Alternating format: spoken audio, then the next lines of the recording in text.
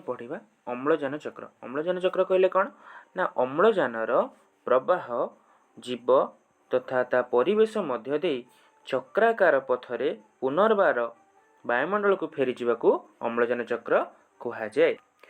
ଏହି ଚକ୍ରା ପଥରେ ଗତି କରୁଥିବା ସମୟରେ ଅମ୍ଳଜାନ କ'ଣ କରେ? ପ୍ରଥମେ ତୁମେ ଜାଣିଛ ଅମ୍ଳଜାନ କ'ଣ ହୁଏ ନା ଅମ୍ଳଜାନ ଆମର ବାୟୁମଣ୍ଡଳରେ 21% ଅଛି। ତାହା ବି ପୁଣି କିଛି ଦ୍ରବୀଭୂତ ଆଉ କିଛି ଅକ୍ସାଇଡ୍ ଆକାରରେ ରହିଛି।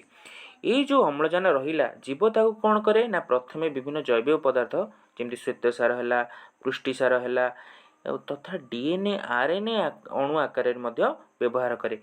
ଏଇ ଯେଉଁ ଜୈବିକ ପଦାର୍ଥ ଆକାରରେ ଜୀବ ବ୍ୟବହାର କଲା ତାହାର କ'ଣ ହୁଏ ନା ଶୋଷଣ ପ୍ରକ୍ରିୟାରେ କାର୍ବନ ଡାଇଅକ୍ସାଇଡ୍ ରିଲିଜ୍ ହୁଏ, ଯାହାକି ସିଧାସଳଖ କେଉଁଠିକି ଯାଏ? ବାୟୁମଣ୍ଡଳକୁ ଫେରିଯାଏ। ଆଉ କିଛି ମୃତ ଜୀବ ଆଉ ଆମର ଯେଉଁ ବର୍ଜ୍ୟବସ୍ତୁ ରହିଲା ଅଣୁଜୀବମାନେ ତାକୁ କ'ଣ କରନ୍ତି? ଅପଘଟନ ପ୍ରକ୍ରିୟାରେ ଅଙ୍ଗାରକାମ୍ଳ ନିର୍ଗତ କରନ୍ତି।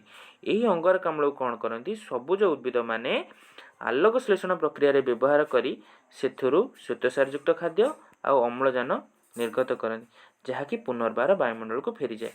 ଏଠି ତୁମେ ଦେଖ ପ୍ରଥମେ କ'ଣ ହେଲା? ଅମ୍ଳଜାନ ଜୀବ ଦ୍ୱାରା ବିଭିନ୍ନ ଜୈବିକ ପଦାର୍ଥ ଆକାରରେ ବ୍ୟବହାର ହେଲା। ଦ୍ୱିତୀୟ ସୋପାନରେ କ'ଣ ହେଲା?